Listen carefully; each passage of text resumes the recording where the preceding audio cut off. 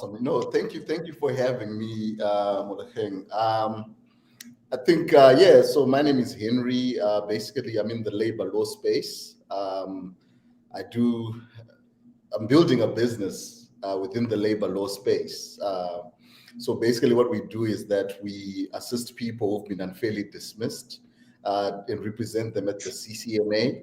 And we also assist companies as well with their IR issues, disciplinary hearings, performance procedures, and we also represent them at the CCMA as well.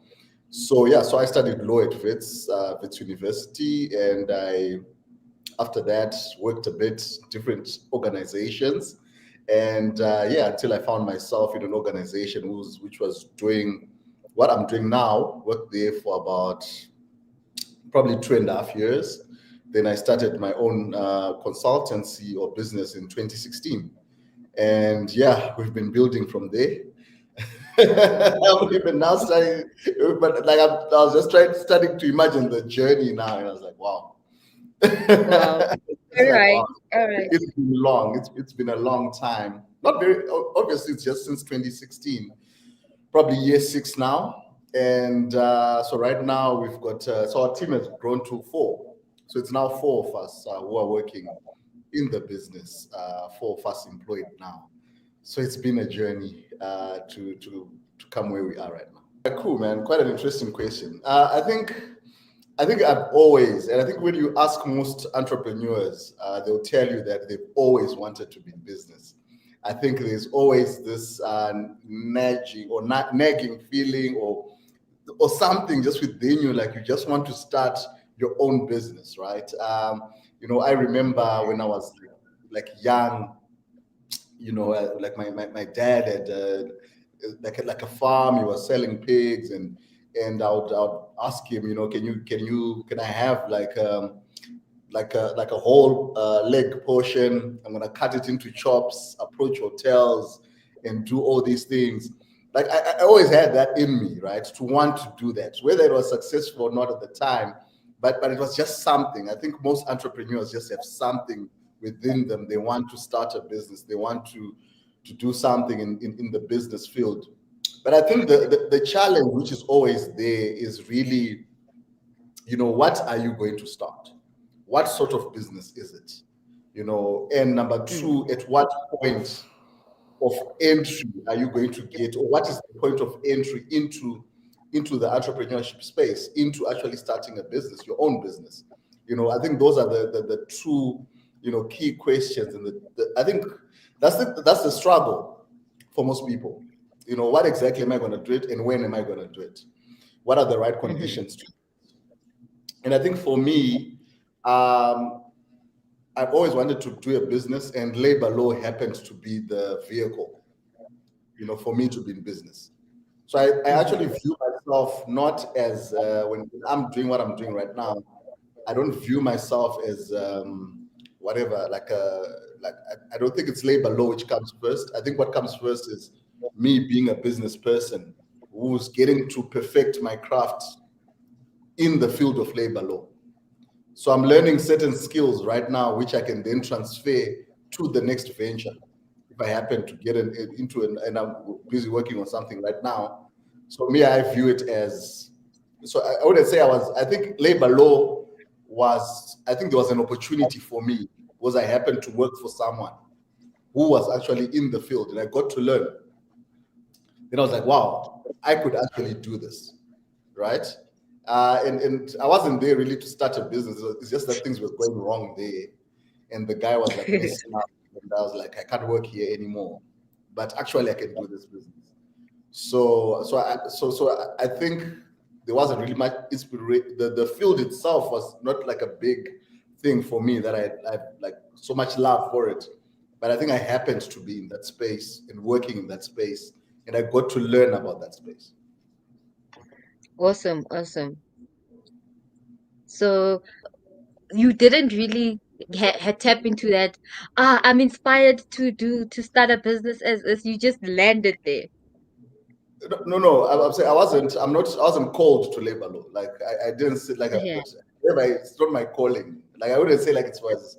I had a calling that you should do labor law.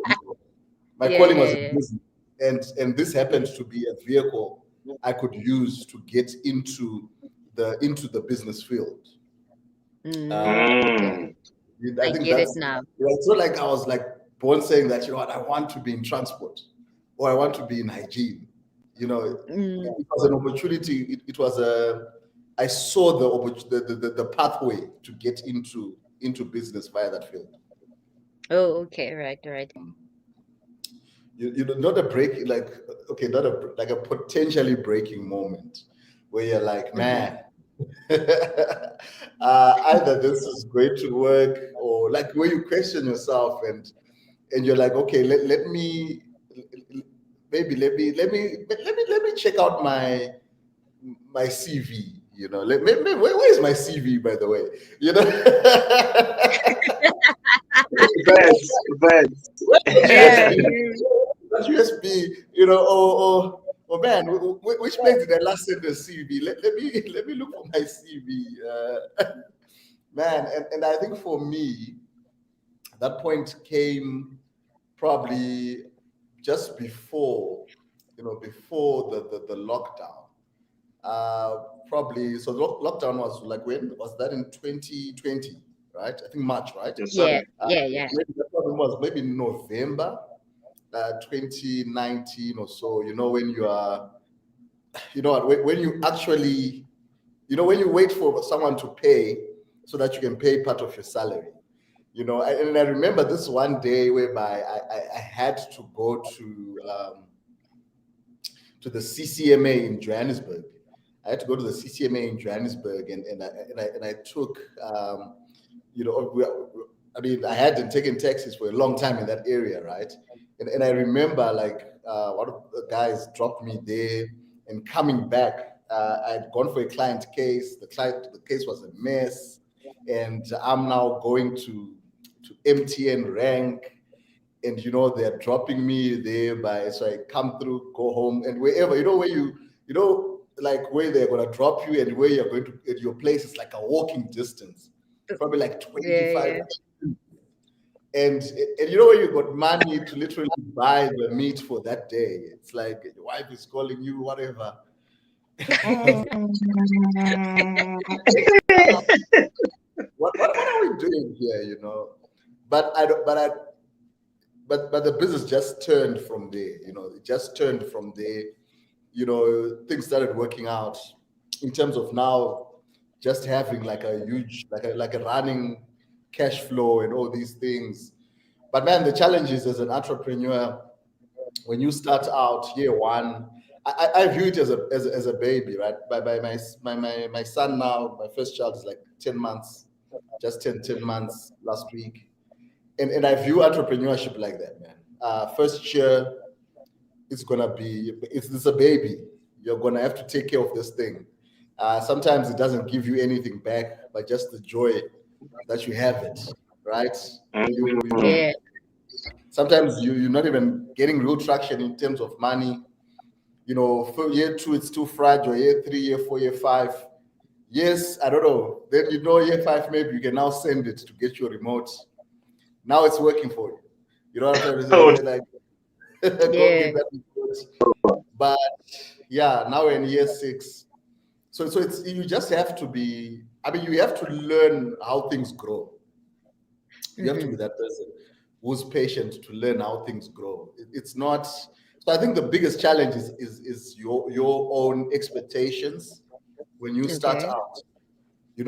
Dealing with your belief. What are you expecting? I think that's where you really. I think that's the first thing you have to work on as an entrepreneur. You have to work with disappointments. People are not going to pay you at times.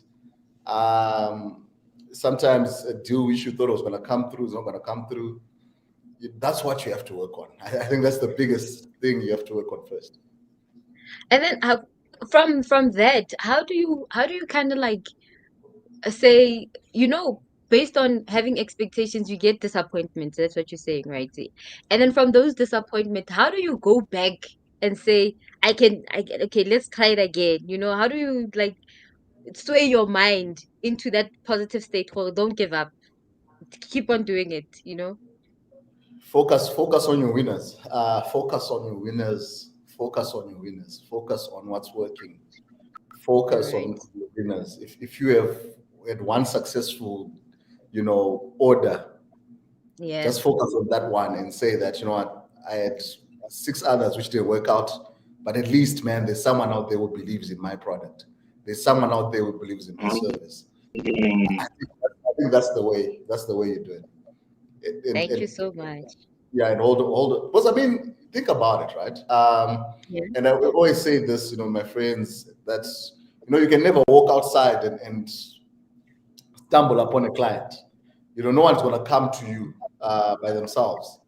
It means that something you are doing is working, right? Yeah. So we need to realize that we are not perfect. You can't go in and think that you've got everything figured out, right? Yeah. Otherwise, that's pride. So you can't. So you need to give yourself an opportunity to learn, to know that, man, I'm coming in there, I don't know anything, and I'm learning. Learning takes time. We did degrees. So those who did 4 years, 5 years for others. Some are doing PhD. Imagine. So what makes us think that we can have an analysis of our business performance in just 6 months, or your abilities Yeah. as a Yeah. True. Yeah. spending at UJ, it's Cape Town, whatever, UP, even the other, colleges. So why are we not giving our businesses that fair chance? Yeah. True. I think it also comes with having to compare yourself with other businesses, and going back to the expectation thing of you see people's businesses are booming, and then you also expect the same things, whereas there are still challenges that you need to face because you still need to learn so much. No, definitely. You can't compare yourself with other people who've been doing it for a long time. And everyone has got their own. So even if the person has had hit success in the first 2 weeks, somewhere, somehow, there's some lessons they're going to have to learn. Oh, for Yeah. sure. For sure. Focus on focus on your journey. A lot of things, beginner's luck and whatever. Leave people to do their own. You don't understand. You don't know what they are doing. You don't understand what mentorship they have. Maybe they've got a mentor who's experienced. Maybe they've got partners who are experienced. You don't know other people's journey. Focus on your journey and what you are trying to do. That's the only way you can be successful. Don't Yeah. mind what's going on. Entrepreneurship is not something where you mind what's happening next door, because you're going to be in trouble because you A don't lot. understand what people A lot. a lot of Yeah. trouble. People are doing, that's why I always say to people, don't copy someone else's business. You can't say that I'm going to do chickens because I saw it next door. How about if they're making money from the feathers? I think they're making money from the meat, but they're probably making money from the feathers. So don't True. Yeah. copy people's business, right? Don't copy what other people are doing. Yeah. Something, what Maseko was saying here, the issue of accountability. Guys, money, it's difficult, guys. Hey. But one thing, the awesome thing about business accounts, though, is that you can have administrators and the likes, right? You can even have, because I recently did it, you can actually get someone, maybe someone to get let's say, depending on your bank, those in contact messages, right? So that they can also see the transactions happening on your account. So they don't have any authority on the account, but still, at least for accountability purposes, right? Let's say you've got a Yeah. mentor, even those with partners in the business, but you are the main person in charge of the accounts. Let them see what is happening with the monies, right? It will also help you, because at least that door is closed, right? It's closed. It's closed. I can never. If I had to access this money, I have to talk to someone else. I'm gonna be accountable, because, to be honest with you guys, money is difficult to handle. Some people might have discipline, but if this can help you in your discipline, just get someone else to see what's happening. No. And then Definitely. while you're still there, Henry, do you have like a significant failure that you learned from during your journey? We fail every day. We fail Really? True. every day. We fail. We fail every day. We just succeed more than we fail. So there's some certain things you're gonna fail on in, and other things you're gonna win, right? So, Like a disastrous sort of event, something. I can't really pinpoint like one thing which was probably threatening. But I mean, when you're building, you work with threats every day, right? You work with threats of someone maybe who may not pay your invoice. You sometimes lose clients because you don't answer your phone quick enough. You don't get back to inquiries quick enough. Those are all failures that we deal with each and every single day. Sometimes you might you can lose a potential deal because you're not in the zone. When you answered that phone, your energy was not right, and the potential customer just left. So we do mistakes. Mistakes happen, right? Like recently, we paid into an incorrect bank account, and we trying to recover those monies and not getting any feedback. It happens. Yo, out go nuts. Oh my God. It happens. And you just have to chill out, right? Because one of the guys sent me, the bank details, so in my mind, they have rectified they have done the checks, right? And and someone is like, are we sure? Did we pay that person? I'm like, we paid the person. It's like, there's one digit which is wrong. And it happens, guys. It happens. So you have to sort of just be in that zone whereby don't really take failure to heart. We move. Yeah, thank God it was like what, 13K? Could have been worse. Just one digit. Just one digit. Just one digit. Imagine if there was just one more zero. I was gonna go for that. I don't know if I would have been taking this conversation as easy as I'm taking it, but you wouldn't. but the thing is this, right? So you don't even bash the person. Okay, so it happens, guys. So you don't have to be reactive. Just say, okay, guys, how do we fix our systems? Okay, the better way is that when someone sends through their banking details, just forward the original email which they sent. Don't copy and paste, because we do our own recons with already the banking details populated. So you say don't touch clients' banking, don't put the banking details manually. Rather, or even if you do it, but send me when we're doing payments the original email from the client.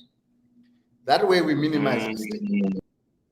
So rather focus on your own systems, or okay, maybe we need to add a system whereby before we make payments, we phone the client.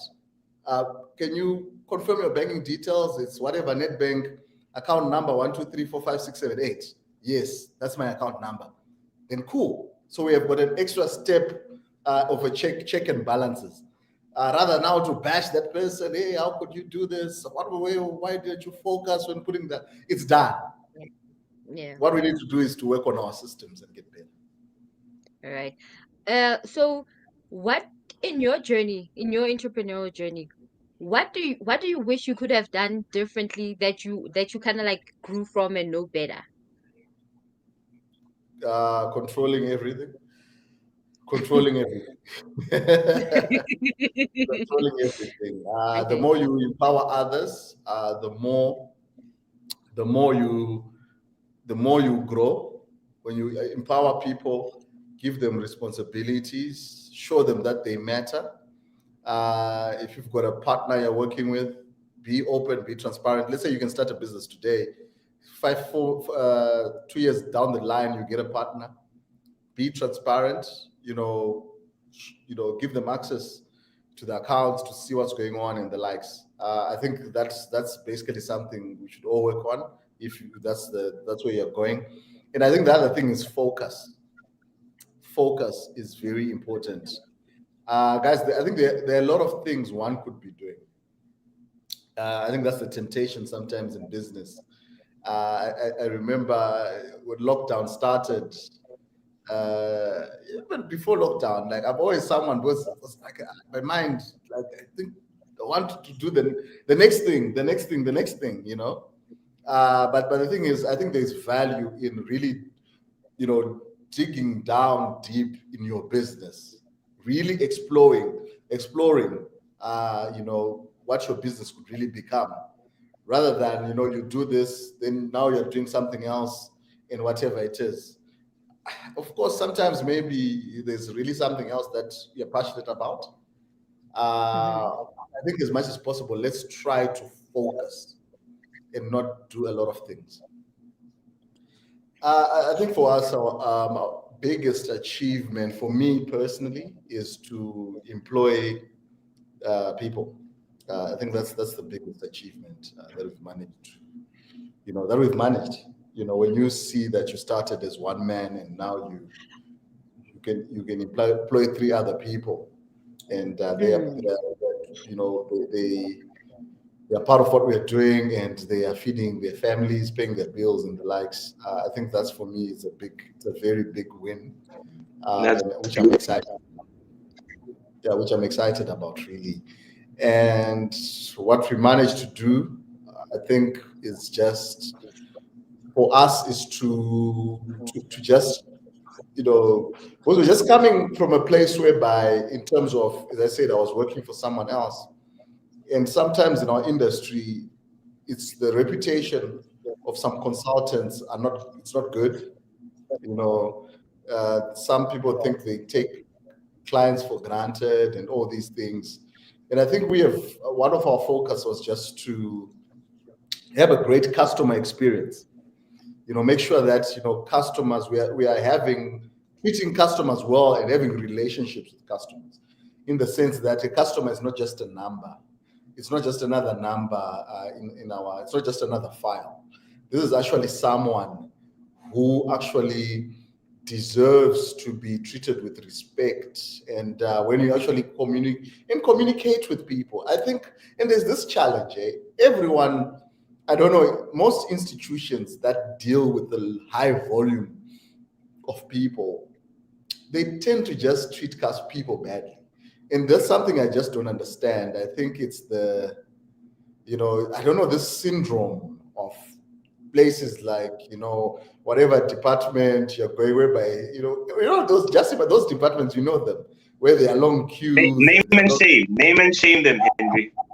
But you just know, like, not one particular, but you just know, like, those places where people are just, simply because there are a lot of people, the people, they treat people badly. It's like they just treat them badly. But I'm like, but if these people were not there, you're not going to have a job. It's Exactly. like someone who prays to God and say, God, give me any job, even picking up papers. I'm going to even pick up litter. Like, this is my job. Then Coach Sibu, you see Coach Sibu on the comments. I see the comments here, Mandla, Coach Sibu. Man, it's like someone, that person says, I'll pray for, even give me a job of picking up litter. Then you start complaining, why do people throw litter? Obviously it's not a good thing to do that, but once the litter is no longer being thrown, you're out of a job. So I think for us, it's always going to be, trying to treat people well. And we have managed to do that in terms of, if you check our reviews, Hello Peter, Google reviews, you can see that people are happy about what we're doing. We are on social media, on TikTok as a business. Because we are transparent, and we don't owe anyone money. When we receive clients' monies, we pay them. no one is saying our company owes them money. I think for me, it's a big thing.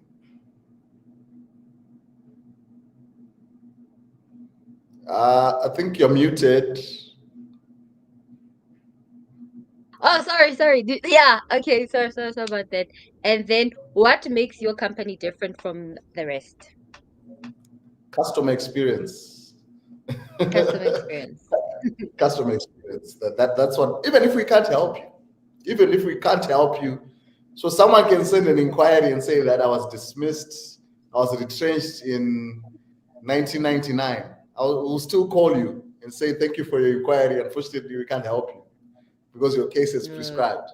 And you give them understanding, not just to leave them hanging. I mean, this is a person whereby they went to our website, they filled in our form, and they got a response that we're going to contact them within 48 hours. And simply because we know that we're not going to make money from this, we leave them. So I think so I think business is about just be relational. Everything that you do, be relational as opposed to transactional. There are some people who want to you because they know that they've got, because in their immediate, whatever they're doing immediately, they see no benefit of having you there, right? So they won't talk to you. There are some people who behave like that they won't, simply because they're like, what can I get out of this? They won't even try to add value in what you're doing, simply because they feel that I'm not going to get anything out of it. So for example, those inquiries, we know that, but we're going to spend our airtime, but you have to call them because they've engaged, because you were advertising, remember? You're the one who's been advertising out there. Someone has responded to your advert, and now you have to close that in a proper way and not just say, I'm not gonna, because they're expecting your call, right? And if you just be relational, because imagine that person can say, okay, you can't help me, but next time they'll be like, oh man, but there's these people who called me, they were friendly and told me that they can't help me. They even made me understand that if I don't refer my case within 30 days, I can't do anything about it if I'm not going to apply for condonation.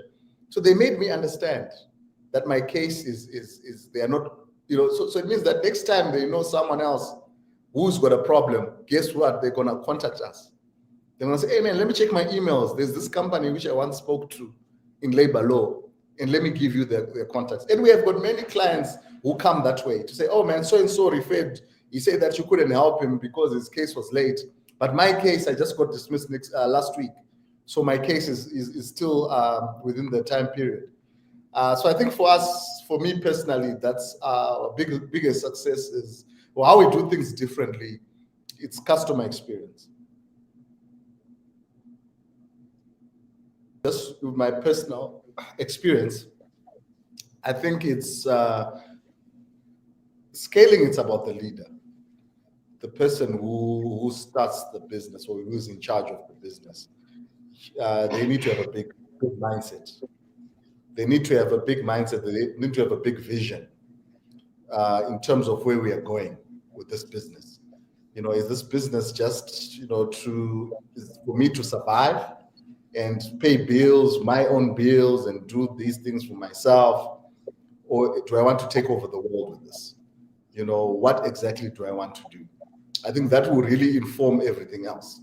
It will inform the systems that you have in place. It will inform, the people you appoint, the amount of delegation, the amount of authority you give them to do what they are supposed to do.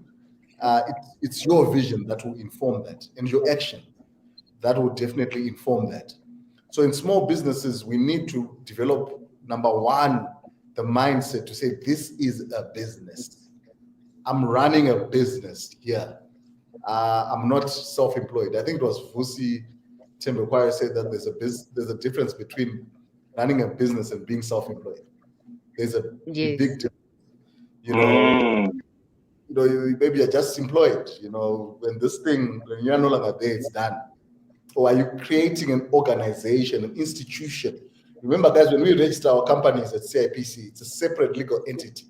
It's a separate person, right? It's a legal persona. And we need to treat it as such. And you need to make sure that this person grows to maturity, to 40 years old, and they have their own kids and whatever. So think of it in that way, right?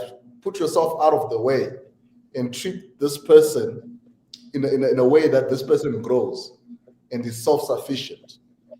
Putting the necessary system, putting in the right food in this person and whatever it is. You also need to grow as a leader, learning. How do I improve? How do I do these things? I've got this one big example of someone I knew doing.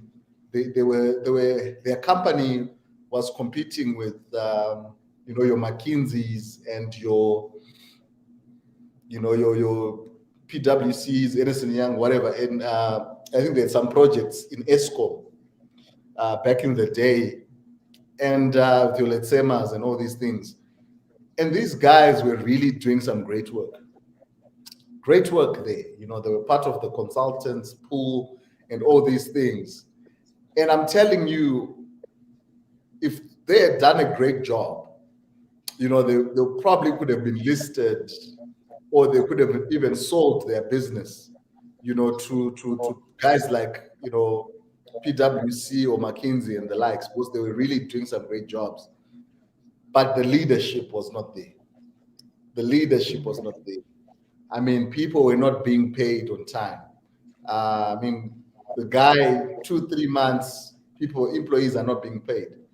And this is top talent, because you know what? The thing is, if people leave your business and go simply because you're frustrating them, and go and start other businesses, and it means that you had great leaders within your team, but you failed to keep them on. You failed to create a vision for them that you could be part of. I mean, the guys used to it's like, guys, okay, invoices are not being paid. Let's push. We have this big invoice. Guys finally get, whatever, the finance department at ESCOM or whatever to pay. Guys are thinking they'll get paid. Monday, someone is coming with a brand new Range Rover. No. People are like, but what are we doing? You paid me for 3 months, but you're coming with and all you can say is, let's go to News Cafe for drinks. Hey, let's do this and celebrate. Oh, that's where we get it wrong. Yeah. And that business ended up failing, closing. But the point is, and this guy used to get great contracts, AXA, great contracts. But we fail to maximize the opportunities once we get them. We get opportunity. So you always need to know, guys, right now, those things of ESCOM, they've been closed now. They're no longer really doing those things. But that was an opportunity. So we always get opportunity. Everyone, time and chance, it happens to us all. But what are you doing with the opportunity? For sure.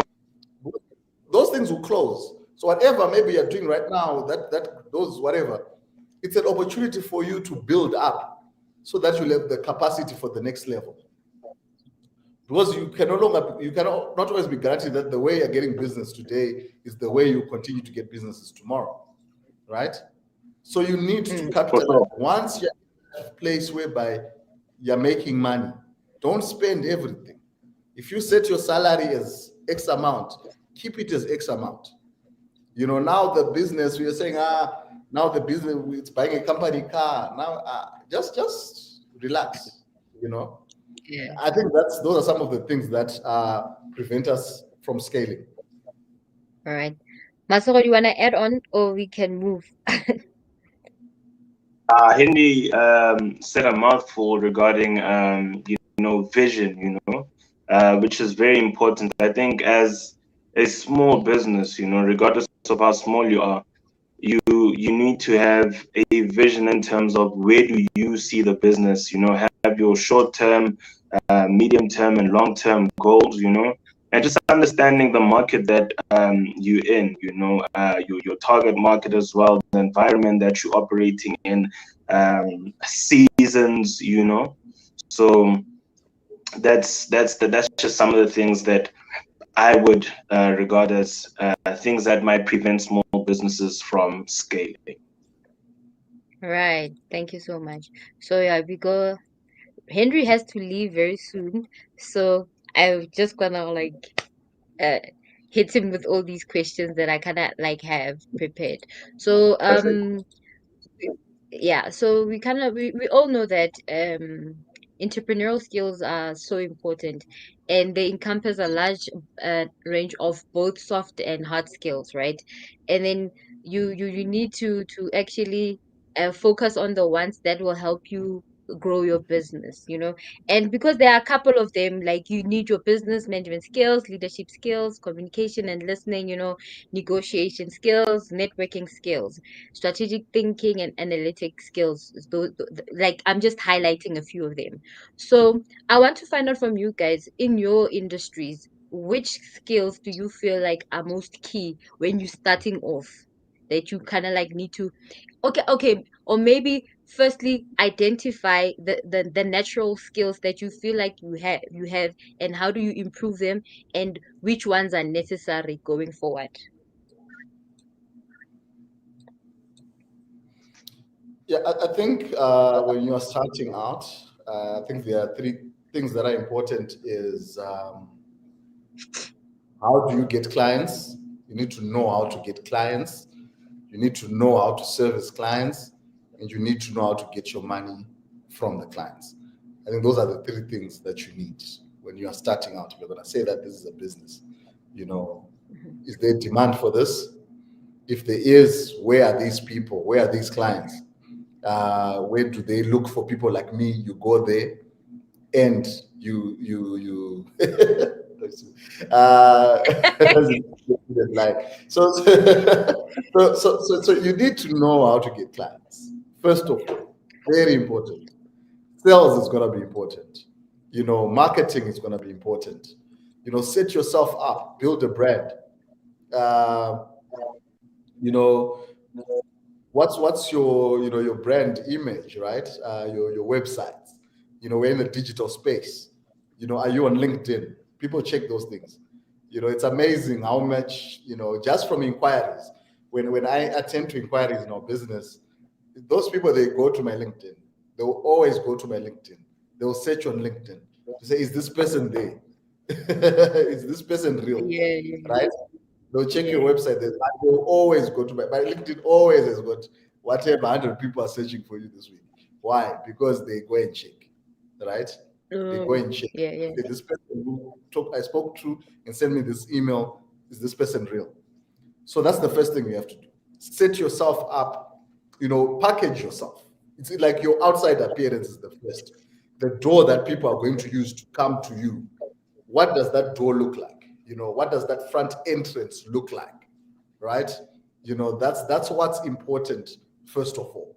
So you get good at that. When they get into the door, how am I going to make sure that I'm not leaving that door open? How am I closing that door so that they stay in the door, they stay in the room? So that's your sales. You sell, sign your contracts, then you sell to the clients, then they pay you, and the relationship is good. I think that's really the first thing that you should you should work on. Work on cash flow. Don't do business for free. Don't do business for unnecessary credit. I always say that we are not in the business of debt collection. We are not debt Mm. collectors. You pay us upfront, and we do your consultation if that's the deal we have, and that's it. Because we have more to lose than you have more to lose. Because you can run away, where will you find you? But if we run away with your money, you can mess up our reputation. We are there on Google reviews. We are there on Hello Peter. We are there on TikTok. We are there. You can go and you will be right. That's what we have done in terms of we ran away with your money. But if we are offering you service, we say, okay, the consultation is 1,500. Send us your, what's this? Send us the proof of payment. Then we'll do the consult. And we're not compromising on that, because that 1,500 might mean something to you. It definitely, it's part of what we do. So all I'm just saying is that's going to be very important. Make sure that you are getting cash into your business. That's the first thing. If you don't have cash, it's tough. Do nothing. Yeah. It's a problem. It's academic. It's academic. For All right. sure. And then, Henry, I'm gonna keep you there, and I'm just gonna shoot you with the questions. Is that okay?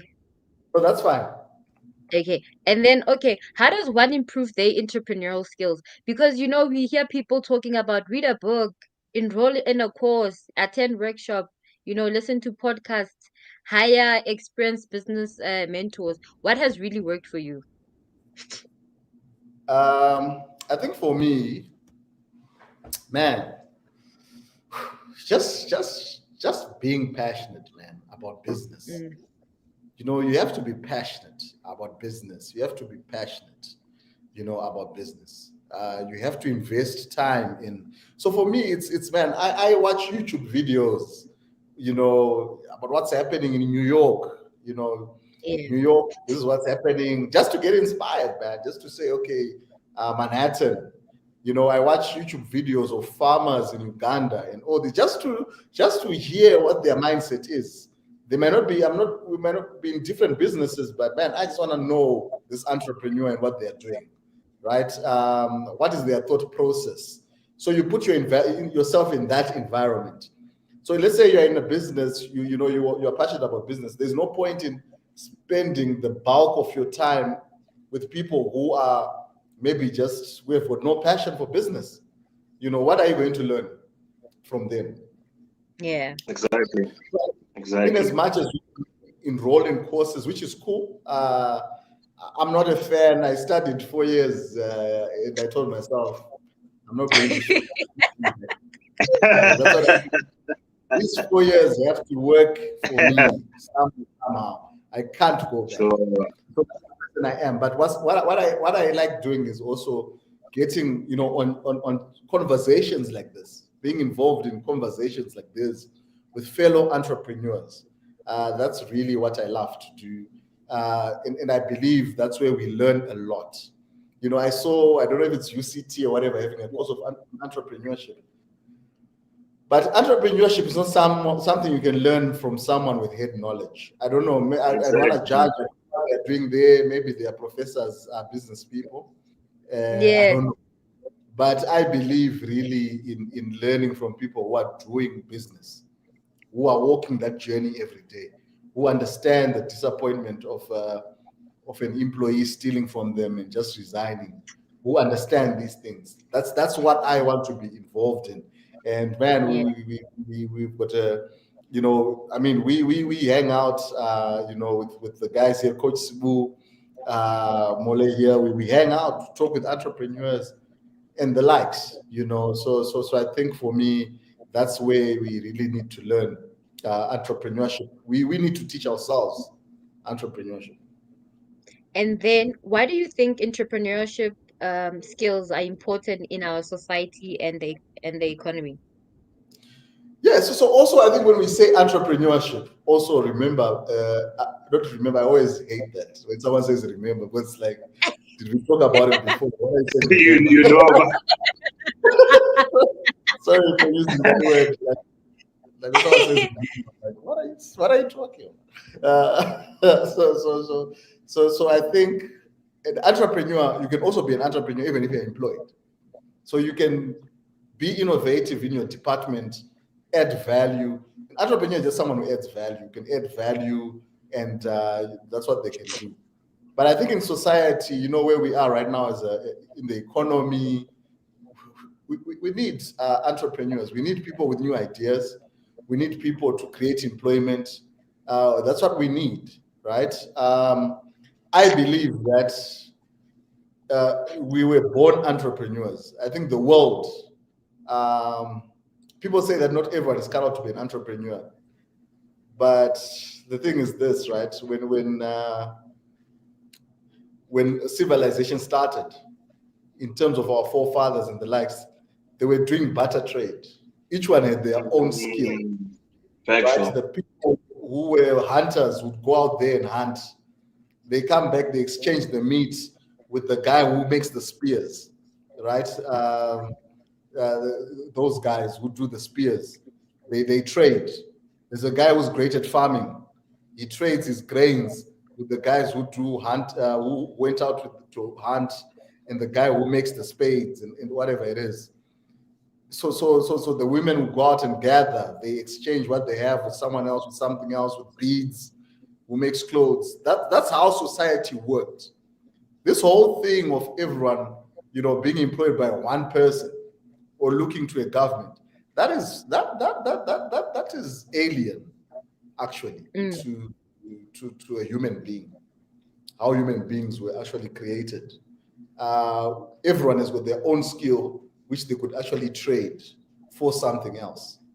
So when people say that not everyone is cut out to be an entrepreneur, everyone is entrepreneurial. They might just lack the skills, but they can learn the skills. But everyone has got gifts, talents which they can use. The point is, we were saying, is what sort of business and what point of entry. But everyone can do it, because we were not born in this system. We were not created in this system. This is a new system. It's a totally new system, which we were not created in. All right. And then I wanted to know, like, how did you guys perform during the COVID period, and what did you learn from that? Because when I was kind of like coming up with this question, I'm like, crisis management skills. All right. I think from my end, I can probably. All right, cool. So in April 2020, level 5, you made 650 rands the whole month. Yo. That's how much. That's how much we made in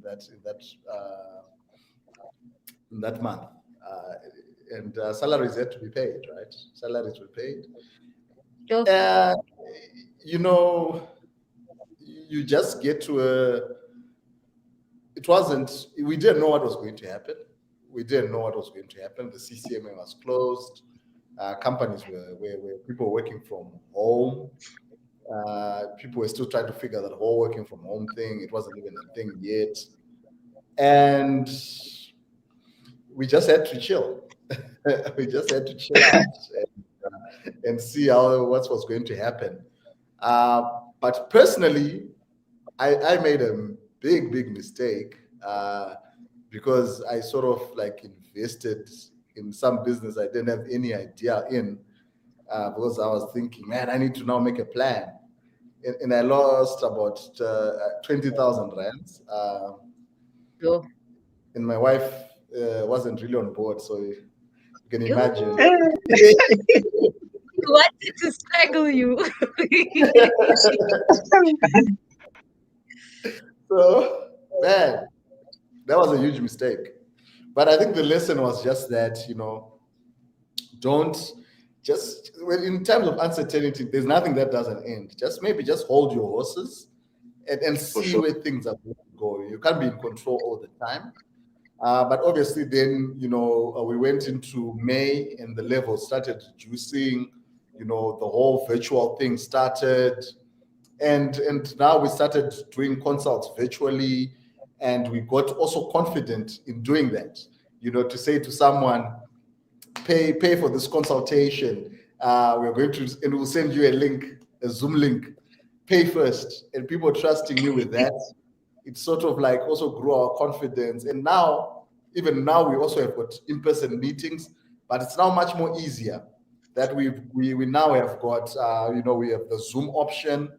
We also now incorporated tools like, Adobe, whereby you can actually get them to sign electronically documents. So we are golden paperless for most of our stuff, right? Which we use to onboard clients. Life coach is saying digitization is important. So we've managed to do that Yes. from COVID, from the lockdowns. So that has been quite a great thing. We're moving much faster now. We've cut down on obviously printing, a lot of printing costs, and we've also cut down on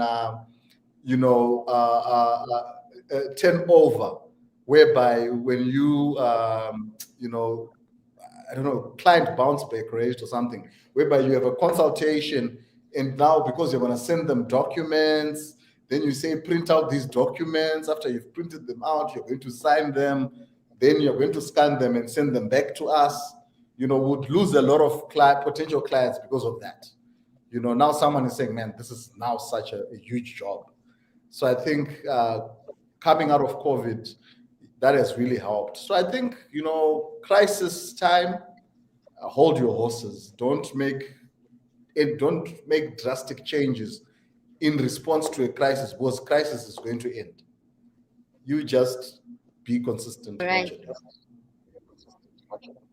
So, what do you consider as non-negotiables in your business? Because your values and your integrity comes into play, because there's a certain place where sometimes you need to compromise, sometimes you are desperate, where do you draw the line?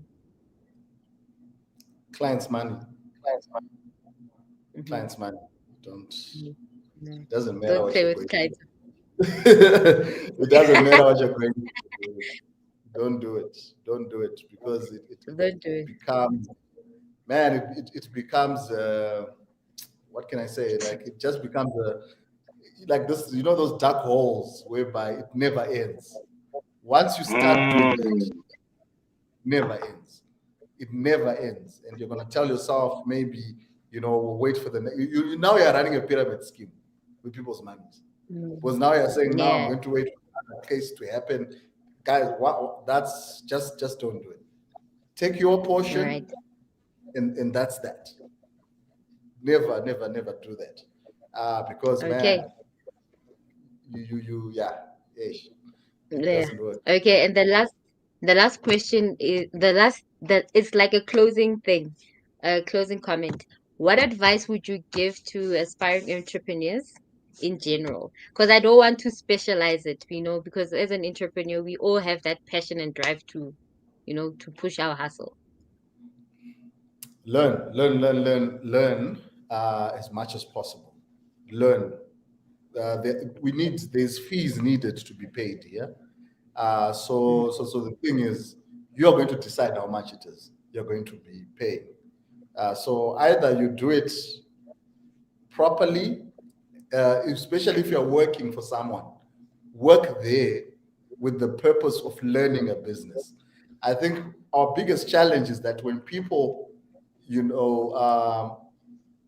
work in a certain place, they're just focused on their salary and how they're being treated and all these things. We don't have many people who are in workplaces right now who are saying, man, I'm working for Discovery, but man, how does Discovery really operate? Where are they getting money? How does one start in the financial services industry? Even if you're going to look at one product that they are offering, let's say insurance, like no one does that. Many people are just focused on how the salary is not enough and all these things. No one is focusing, okay, I'm working in this company, I'm working for a mine, for example. Our suppliers, who are our suppliers who are supplying this mine? We had one lady, for example, man, she's got an awesome story, and she's going to come and share, on our chat on TikTok there. Man, but she actually runs a company which does the cleaning hygiene as well. In your industry, I know you are making the hygiene stuff, but so she cleans. The buses at the airport. Everything that has to do with you when you're boarding your plane. She cleans that. All those cars which are available, which are there, the steps into the plane. She cleans that. So she said she was working at that time, I think, at the airport, and she was like, but how come there's no service for this? You know, it was just there's no service provider for this, and that's how she started a business in that space with something that was already around it. So let's not treat our employers as our enemies. That's the greatest challenge. A workplace is a war zone, right? Instead of a place where people are learning. People are just there to complain and do all these things. Learn. You're not there for the business where I was working, right? The guy was probably paying me when I started maybe 5,000 back then. It wasn't even enough to like rent a place on your own. I had to share and whatever. You couldn't even buy a car. And there was a high turnover of staff, a high complaining rate. But I always tell people is that what I didn't know was I wasn't there for that small amount of money. I was there to learn my own business. That's what I was. So many people are getting it twisted when they are working. They think, what am I going to do with this amount of money? You're not there for that. You're there to equip yourself with knowledge and skills of how to run a business.